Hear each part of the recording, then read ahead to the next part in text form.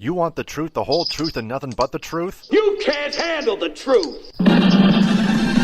Well, we're giving you the Michigan Sports Truth, the show that reveals facts, truth, research, and statistics and never messes around. We lay down the entire truth about everything regarding your Detroit and Michigan sports teams, no matter if it's good or bad. No junk, no entertainment, no homerism, no coddling, no pop culture, no opinions, no shilling, and no fluff. Head over to our website at MichiganSportsTruth.com, follow us on Twitter at Michigan_Truth, and like our Facebook page, The Michigan Sports Truth.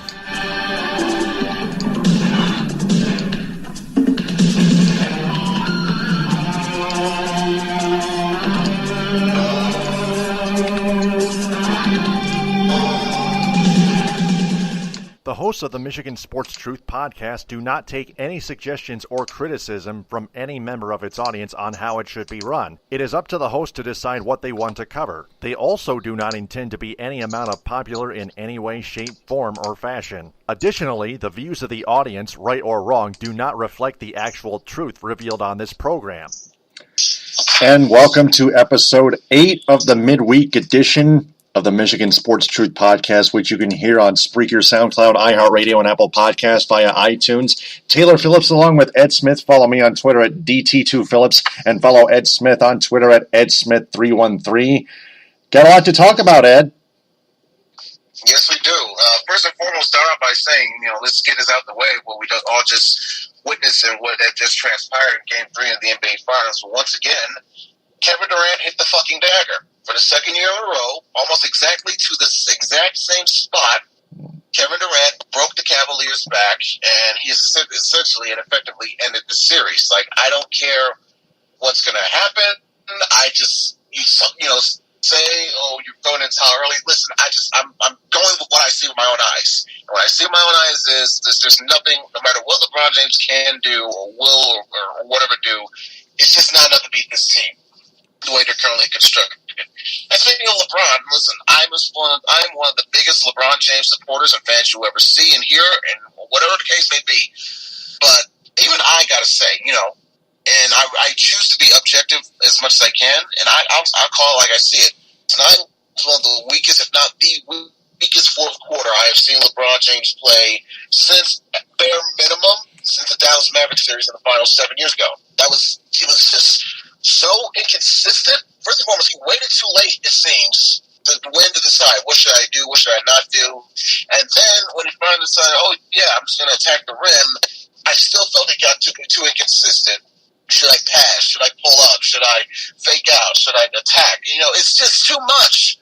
If you're going to go down fighting, go down swinging, because you know what Durant was doing. He just kept throwing haymaker, and LeBron was just throwing pity pat jabs, and eventually Durant scored the knockout blow. Now, what could happen Friday night? It could be the same thing we saw last year. Golden State, they'll feel some mercy. They'll say, hey, let's let them have one, and then they're going to blow them the fuck out at Oregon on Monday night. Yeah, I sense a complete sweep, and at least Kevin Durant is proving Bob Wanowski wrong from the Detroit News, and 97 won the ticket. Mm-hmm. Yep, and Kevin Durant, 7 for 33. That's what Bob Wanowski said. 2016 when Durant played for the Oklahoma City Thunder, and we'll get to basketball in moments. But first off, our past top story. Touchdown, Detroit Lions! The Lions, according to Jeff Moss of the Detroit Sports Rag, have demoted Senior Vice President of Communications Bill Keenist to team historian when we knew they should have fired him. But again, the Lions franchise still shows their loyalty to Bill Keenist, who has spun the propaganda of wheel of ineptitude for years, and now that they're trying to get him out of the way, they're trying to compromise instead of just completely crucifying him for good completely. They're keeping him within the organization, and this is still partially maddening, at least. So, Ed, I want your take. It's... Well, I'll say in one sense it's about damn time in a way, but it's not a full-blown relief because, like I said, he wasn't let go, he wasn't fired, he wasn't forced out or anything like that where he's no longer with the team. He's just, like you said, he's got this demotion where he's in a different spot, the team historian.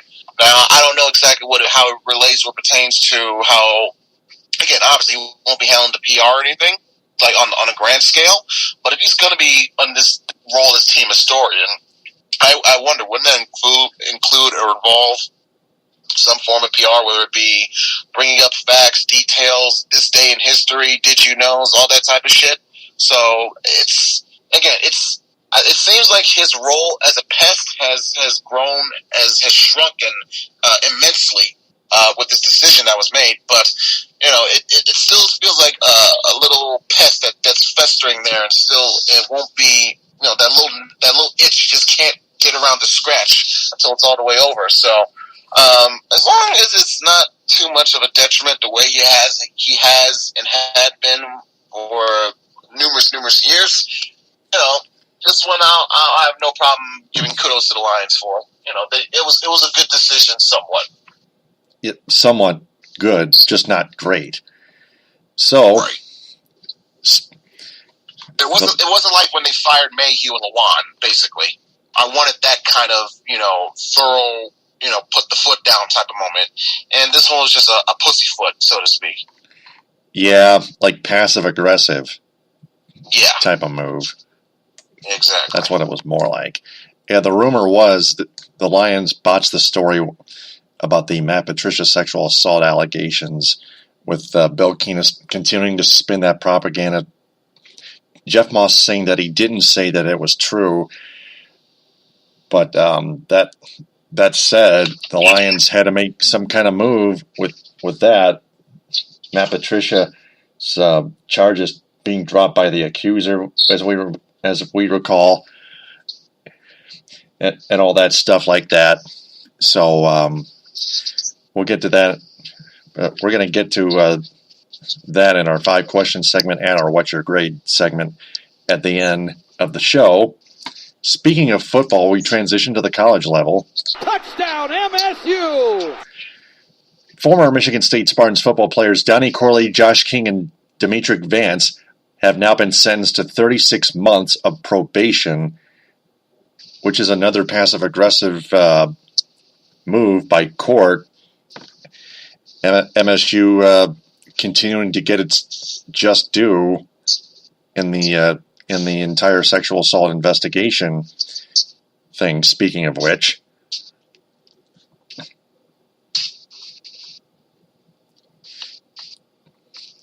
It just keeps going on and on and on and on.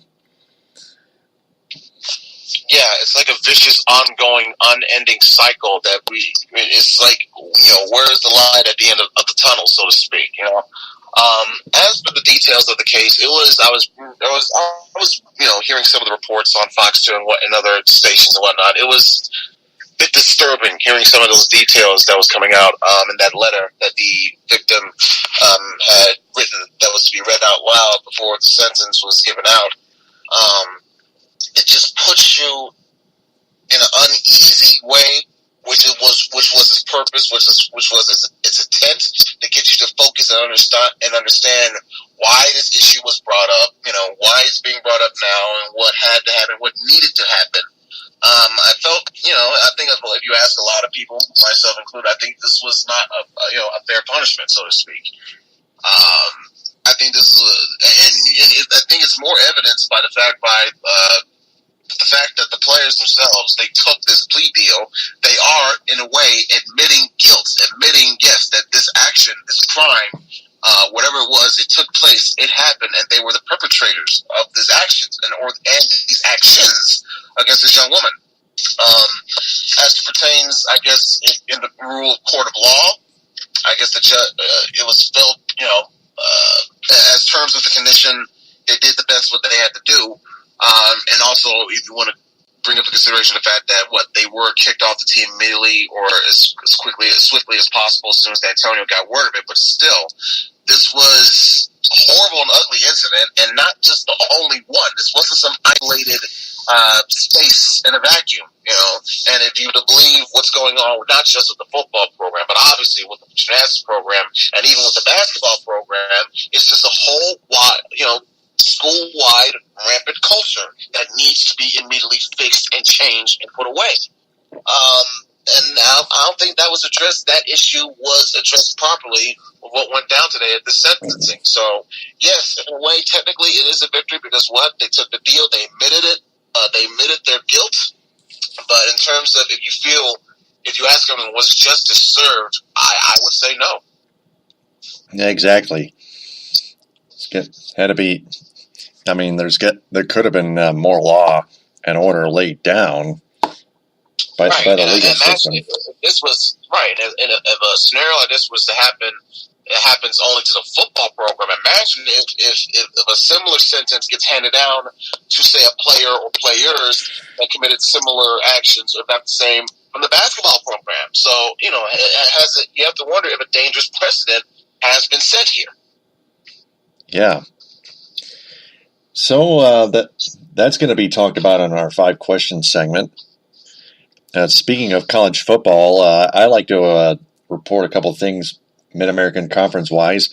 Western Michigan Broncos, according to Adam Schefter, Western Michigan Broncos football cornerback Sam Beal could be the highest player picked in 5 years if he successfully petitions for the NFL Supplemental Draft. And my Central Michigan Chippewas football team is going to play the defending national champion Alabama Crimson Tide in 2023.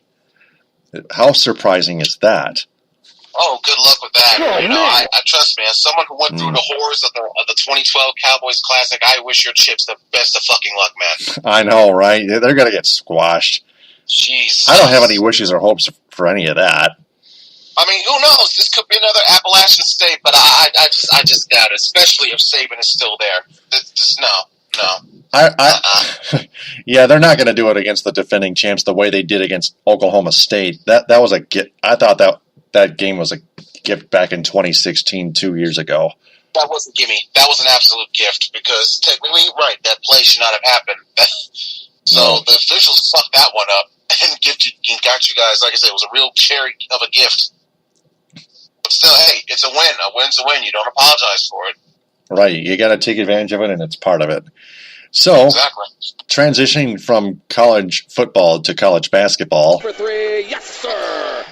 Well, let your heart out on this one. John Beilein, the head coach of the Michigan Wolverines men's basketball team, is staying as their head coach. He tweeted about wanting to stay, and the Wolverines gave him a 2-year extension, 5 years total, and the 2-year extension contains under $4 million per year, narrowing the Pistons' head coaching position vacancy, which we'll get to next. But that's something Michigan fans like you would love to hear. Oh, yeah, this was, it was like reacting to news. It was like an extra gift, so to speak, an extra cherry on top after what the magnificent season that this team had, where I'm sure coming into it, essentially no one thought they had a chance of, winning a Big Ten title, let alone having a deep run in the tournament. Here they are. They got to the fucking national championship game. And knowing the fact that, hey, Charles Matthews is coming back, you got Xavier Simpson coming back for one more year. You have other pieces of players. Jordan Poole, of course, the guy who hit the famous shot in the tournament. And on top of that, you have your coach, your head coach, the guy who has brought you to this point, this emphasis, this edge, so to speak. I'm sorry, the word I was looking for was precipice, so pardon my grammar, my vernacular term on that one. But yeah, the precipice of truly accomplishing something outstandingly great. And, while, yes, you wish you had a national title in there at once, but you really like and love the direction of where this program has gone, is right now, and is going to be in the near future. As long as if you hear and see this news and see, productive seasons year in, year out, you're going to see more recruits. You're going to see more Trey Burks, more Nick Stauskas, got more Glenn Robinsons, more Mitch McGarry's, than what you're seeing right now. So, just show the Jordan Poole shot over again, show the Trey Burke shot, show the multiple Big Ten banners, show the highlights of them beating Michigan State's ass by double digits, more than once, I should add. And, that's a good recipe for how you build your program more and more. Nobody's saying they're going to recruit like Calipari, but, you feel very strong and confident about not only where this team is going, but where this program is going. And who would have thunk it, considering about, it's coming on now 4 years since Jim Harbaugh was hired. You would have thought that by now Harbaugh would have at least, a couple Big Ten titles, maybe a national title, or at least appearance in the college football playoff. And yet, it's the fucking basketball coach, a guy, by the way, that about 2.5, 3 years ago, some people wanted to have seen fired, even probably as late as 1 or 1.5 years ago, wanted to see him be shown out the door. He has completely outshined Jim Harbaugh, and that's saying something. So, great testament and to the longevity and the accomplishments in the career that a John Beilein has. So not only done it his way, he did it the right fucking way. No scandals, no pay for plays, no, bribing players with hookers or money, whatever the fuck it is. No being caught on tape saying, I gave such and such this amount of money. None of that shit. If the best you can find in terms of dirt on John Beilein is that he initially did not want Spike Albrecht to transfer to Purdue, then that tells you how goddamn squeaky clean he is. I mean, take him from the man himself. He was once quoted as saying is that, hey, I have, what my policy is, if you do something wrong, I will fire you. And he meant that, and he has meant that for essentially his entire whole damn career. So, it's more than time to give him props, and I feel like with this contract, the extension, and of course the money. I mean, he's getting $4 million a year now, from now till 20, whatever it is. It's great to see, and all the cesspool and saw how much of a swamp college athletics has become. It is nice to see there is still some goodness in this perverse business. So, and props to John Beilein. Happy, ecstatic as a Michigan fan, and just great all around. There is nobody that can replace John Beilein at the University of Michigan with its men's basketball Wolverines. Absolutely not. To bottle it all up, the best coach Michigan can ever have. Yeah. I mean, I have no problem saying he's, granted, I wasn't young enough or old enough rather to witness to see what Steve Fisher did. Obviously, he won the national championship and he coached a Fab Five. But seeing what John Beilein, the moment he walked in as head coach, the transformation, the evolution, what he has done to bring this program literally from the grave. They were dead, okay, and rise above and reincarnate and rebirth from the ashes into what they are now. It's outstanding. It's incredible. And he's a more than deserved Hall of Famer because of it, just for this accomplishment alone. Not to mention the longevity he's had throughout his entire coaching career. So, props to Coach B. I'm so glad he's staying, and go blue. Yeah. Mm-hmm. And that brings us to the Pistons. Left sideline, 3 and he answers. Their head coach search is narrowed down to Dwayne Casey and Ime Oduka, which they interviewed earlier today. But Casey is still the front runner. Dwayne Casey, the former Toronto Raptors head coach, compared to the still current San Antonio Spurs assistant coach, Ime Oduka. There was another assistant coach, a female assistant coach, Becky Hammond, being mentioned in there, but it's now being narrowed down to Casey and Oduka. And I think a lot of people expect, especially when you consider the fact that Ed Stefanski has ties with Coach Casey going back to his days in Toronto when he was in charge of the front office with the Raptors in 2011 to 2013.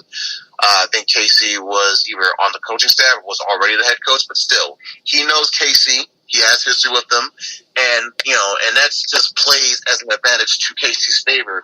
In addition to the fact that he was named the Coach of the Year, and he got unjustly fucked over by the Toronto Raptors. So, to me, this is like a slam dunk as you can get for the Pistons, and I hope they land their guy. I really do. Oh yeah, definitely. They're gonna get him. I can feel it. right in my bones, in my veins. Unless an 11th hour candidate just comes through and blows them away, and it's a bigger name and a better available guy that we don't know of, I'll see it. But this seems to be the ideal scenario: the right fit, the right time, the right guy to hopefully help this team, tread through whatever the fuck they're going to be now over the next couple of years. But to me, you worry about that. You cross that bridge when you get there. The first step is the draft, and that's coming up soon. So you work with what you got when you get to that point. Yeah. But in terms of getting this step of the process right, part of the term, they did the great. They're almost there. Now we just got to wait for the announcement to be held. But I fully expect that Dwayne Casey will be the next Pistons head coach. Yeah, they also have to hire a team president and a general manager. Don't they have to do those, to hire those first before the head coach? It's the orderly 3-step process, right? You would think so, but like I said, Stefanski has ties with Casey. So right. In a sense, this would technically be seen as the new GM picking his head coach, even though, like I said, Stefanski is only the advisor. As to who like I said, I thought I thought I had read a report or a rumor or something that Artellum had been promoted higher or gotten a higher promotion, a kick up, so to speak. The one that Ken Holland was supposed to get. Letting Stevie Y take the reins. Fuck Ken Holland, by the way. Yeah. So that could be. I think we even talked about it once on a previous episode a couple weeks back. Of that being a possibility. So in terms of finding the general manager, the general manager of sorts, there's still names out there. I think they're still weighing all their options. Much more of a wide open race, so to speak, to me, it feels like, for the GM spot as opposed to the head coaches. Which is obviously more narrow. There could be guys, there could be names out there, ones we know, ones we don't know. It could be a Brett Berry. It could be a Chauncey Billups. It could be, for shits and giggles, it could be a Sam Hinkie or a David Griffin. You never fucking know. But I like how this process has gone so far for the Pistons. Excuse me. So while I am being optimistic, I'm being hesitantly optimistic. I'm still optimistic regardless, nonetheless. Shuffle that deck, baby. Mm-hmm. It seems to me that then Ed Stefanski would know already what he's doing. Right. In his own order. So, transitioning from Pistons to Tigers. That one is long gone. Tigers-Red Sox series, yeah, it's going the Red Sox way as we expected. 6-0 and 7-1 earlier tonight. Yeah, the Tigers could only muster one run, and that's how bad their offense has been all season long through the first 2 months, plus at least 6 days of June, and then it's going to continue to sputter all season long in my crystal ball. The Tigers, and more importantly, the Tigers are beginning to sink as they play more tough teams like the Red Sox, the Indians, Astros, the Athletics, Angels on the road, the Houston, I already mentioned the Astros, the Mariners. They still have to play the Mariners at home. They already played the Mariners on the road, but the Mariners are still damn good. They lead the AL West. They also have to play the St. Louis Cardinals, the Chicago Cubs, and the Milwaukee Brewers who have a very damn high record. And they can't win out every home game. They have to play more road games too. The Tigers are 9-20 now on the road, 20-13 at home. They're already in double digits in the loss column at home. Only through the first 2 months, and I mean their home record is over 500 somehow, over 500 somewhere somehow. I get that, but it's still not as great as fans want, as fans think. Yet they keep saying they just want to watch great baseball because their team is like fun to watch. My ass! Bunch of slaps out there, millions of them. Yeah, I mean, going first and foremost to your first point about the offense, you're absolutely right. But it's not that surprising when you consider how much of this team was gutted last year.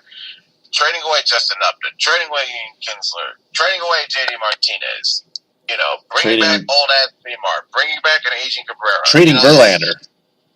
Right. Verlander, well, granted, it was pitching, but still, it speaks to your point. So that was more than expected. So that's not a surprise that this team is playing like shit. I bet it surprised me how long it took for them to play like shit, because I expected them to be shitty right out the gate. But granted, they have to feast on the likes of the Orioles and the Royals and all that good stuff. Got some good luck, essentially. But now, like I said, they finally come back down to earth, and the teams and the list that you just mentioned in the upcoming schedule, Jesus, that's... Whew.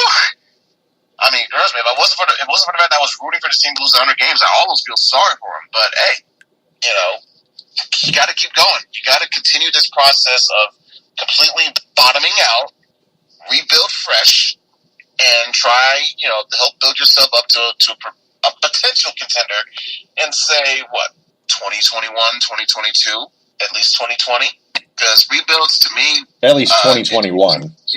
Right. If you know your shit, the rebuild should not take too long. I mean, if you're a Tigers fan, if you're having dreading flashbacks of, oh my God, this is the Randy Smith all over again. We're going to go through a decade of futility. No, fret not. I say fret not, because the moment the Ilitch family finally sells the team, you will see an accelerated expedition, as broken Matt Hardy would say, as to what this rebuild may turn out to be and what may accomplish. So, I think 2020 or 2021 is not a bad projected date of when this team will finally start turning their shit around.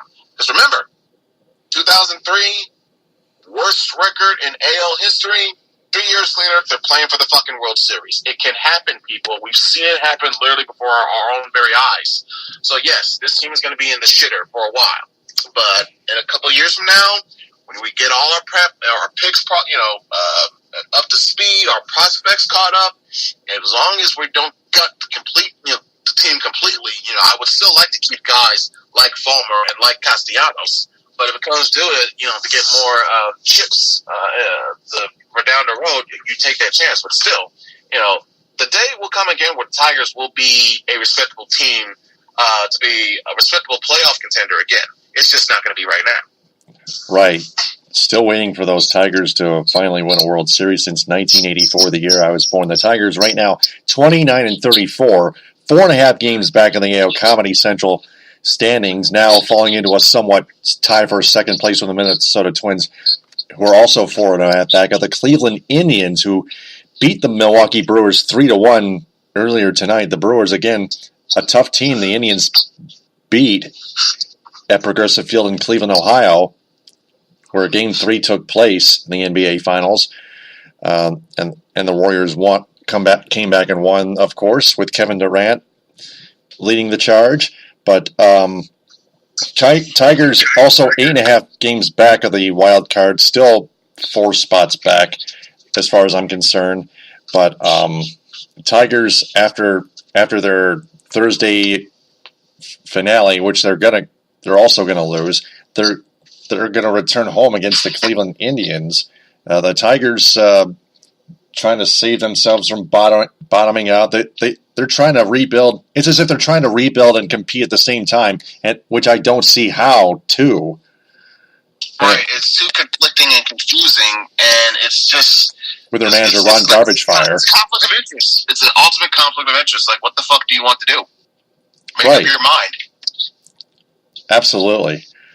Speaking of the Tigers, they inevitably drafted Auburn Tigers right-handed pitcher Casey Mize, who was expected and much needed. He's got a hell of an arsenal, a fastball, curveball, splitter, and cutter, and his pitch command is very incredible. And that's speaking of the rebuild, that's the one piece that the Tigers need for their rebuild. It's only a matter of time now until Mize gets his opportunity in the majors with those Tigers. Yeah, I mean, if you read the blogs, read the reports, seen what was on the horizon, you kind of expected the Tigers were going to make this choice. For example, Keith Law, well respected in the baseball community, he had Mize as the number 1 overall prospect. So I trust his word, so to an extent. I think obviously he knows what he's talking about. So I take him at his word when it comes to Mize. Obviously, I have to see this young man perform for myself, what he can do, what he possesses. But you look at his stuff, look at what he possesses, and look at his numbers.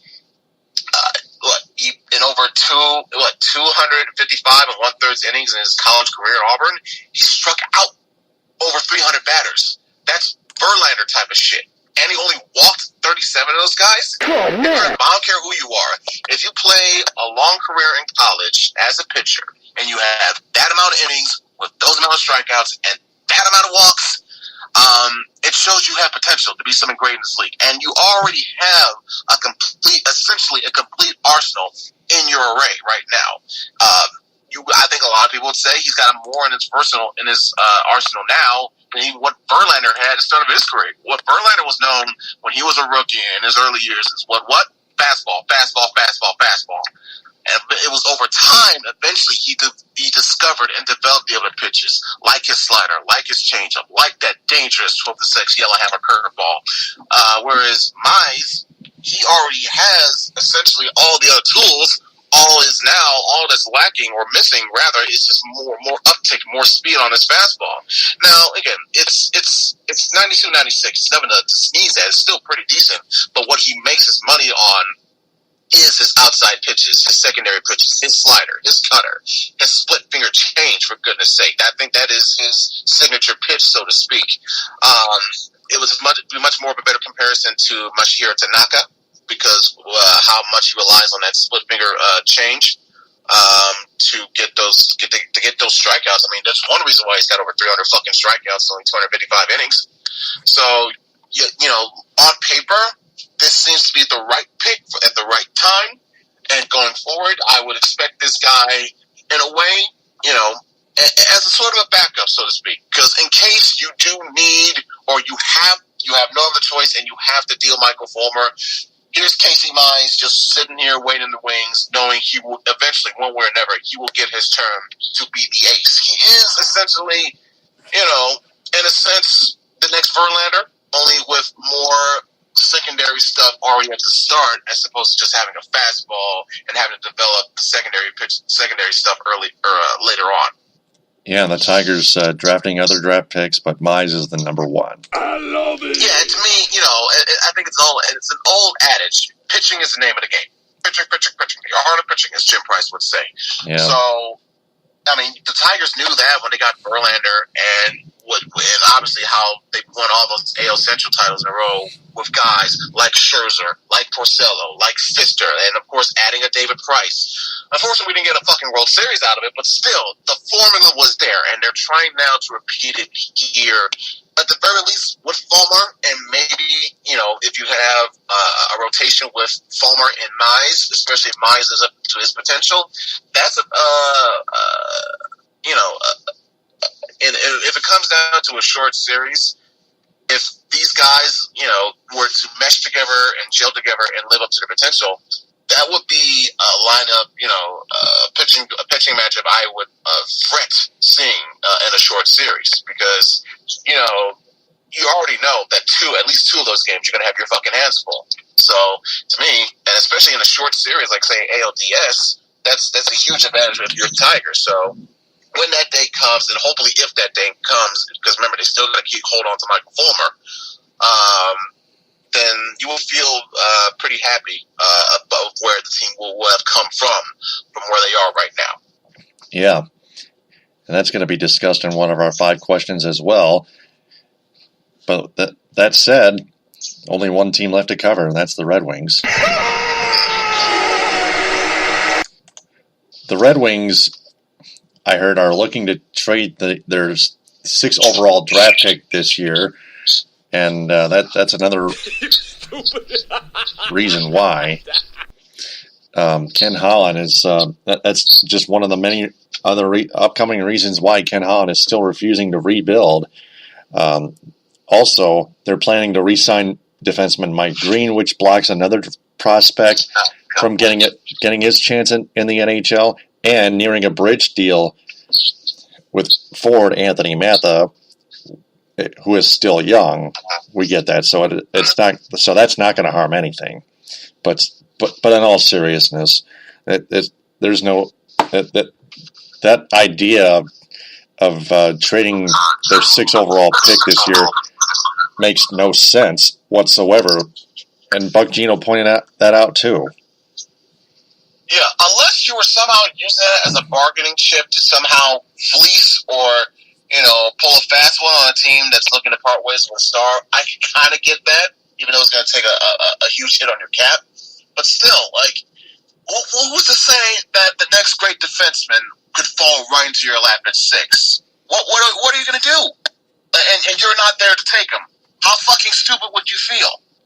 So, to me, it's, again, like you said, another example of why Kenny Boy is just far, far past his time now. The game, everything has come up and passed him by, and it's going to be a long-ass 2 years until he's finally gone, isn't he?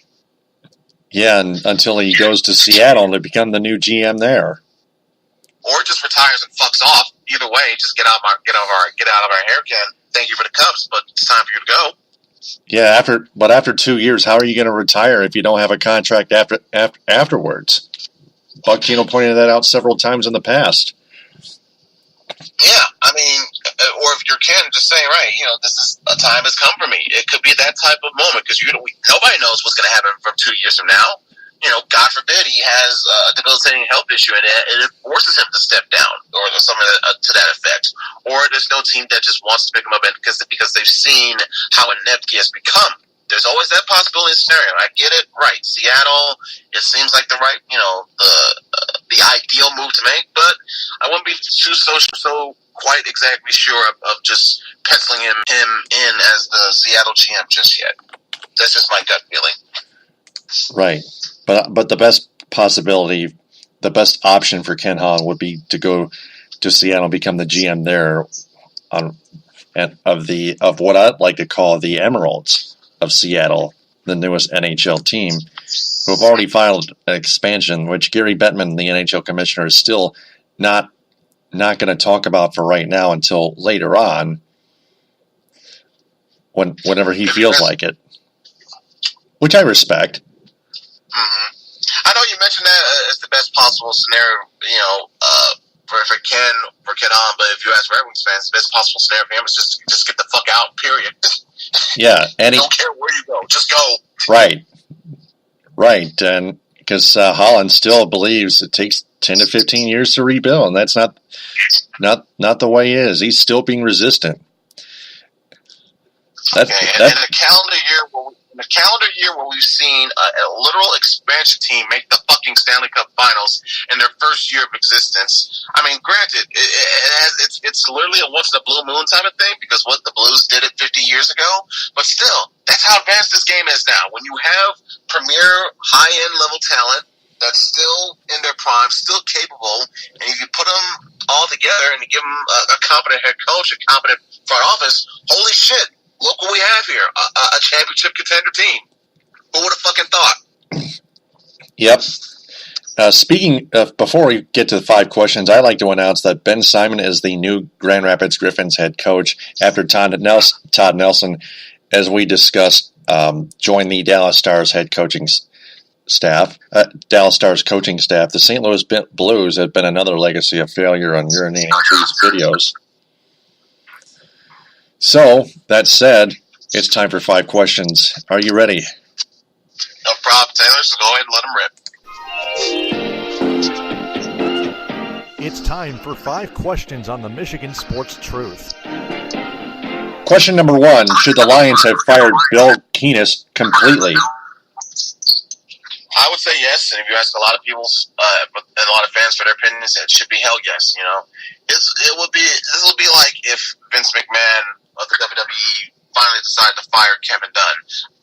Essentially, the Lions kind of did that when they fired Tom Luan because his dad had been, he was Bill Ford Sr.'s longtime lawyer or some shit, and then because of that, only that alone, his son essentially got a job through sheer nepotism and bullshit.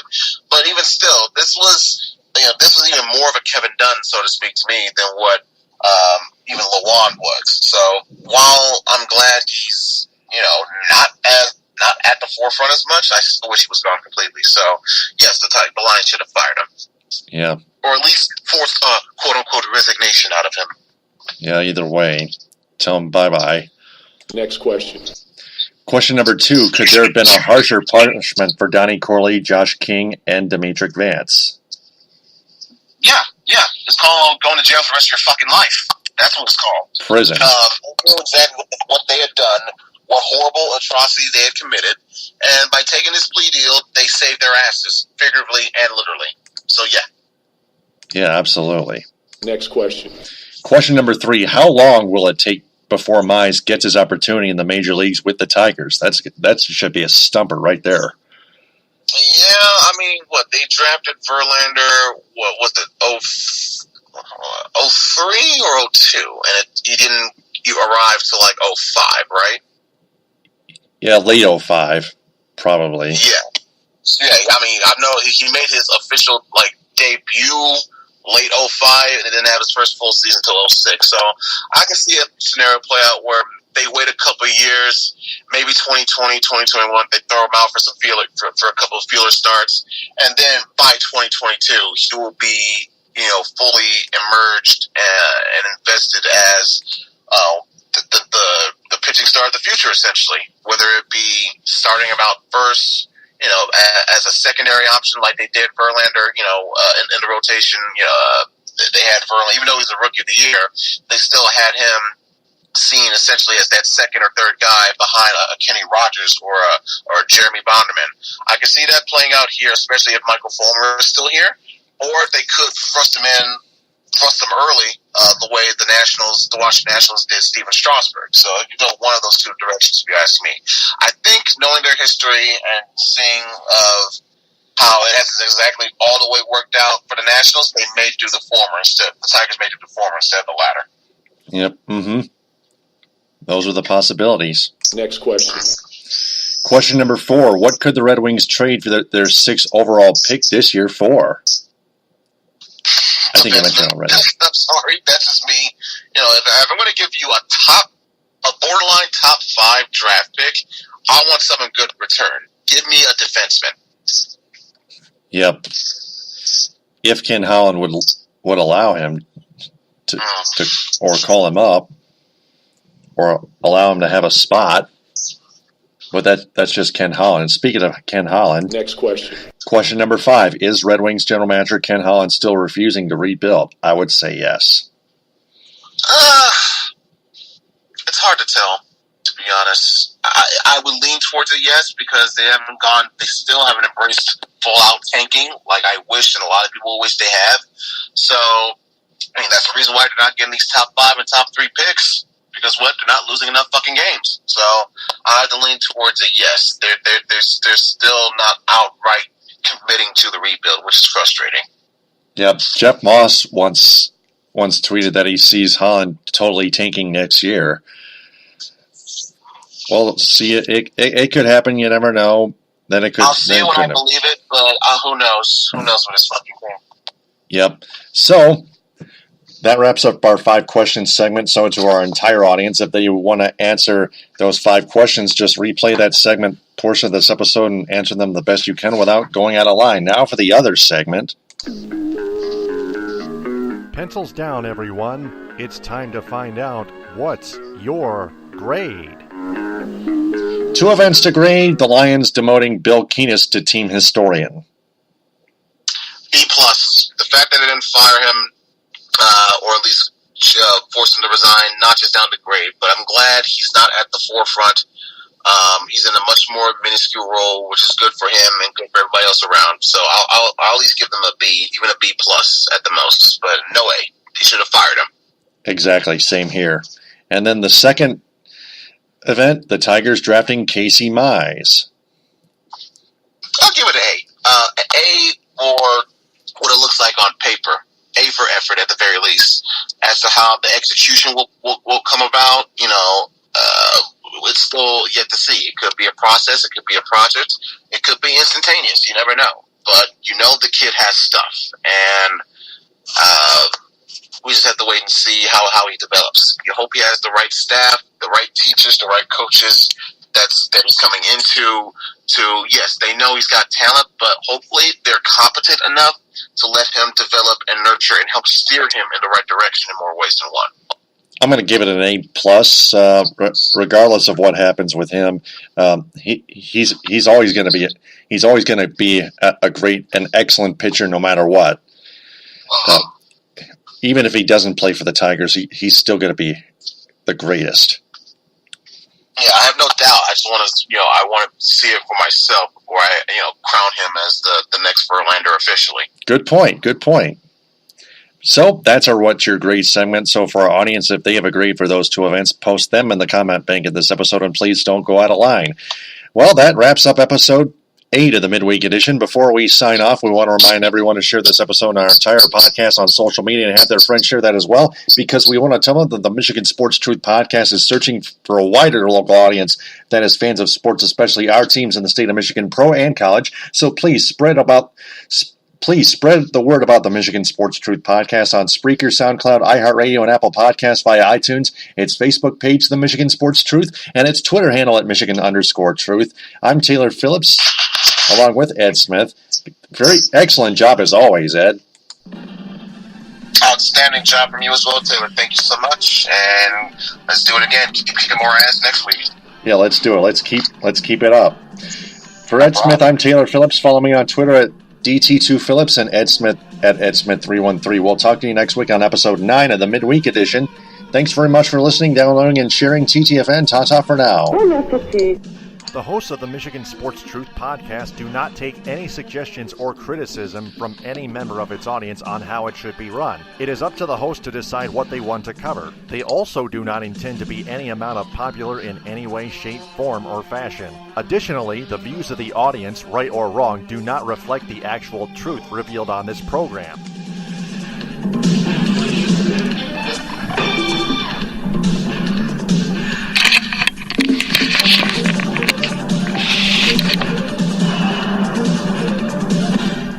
Transmission complete.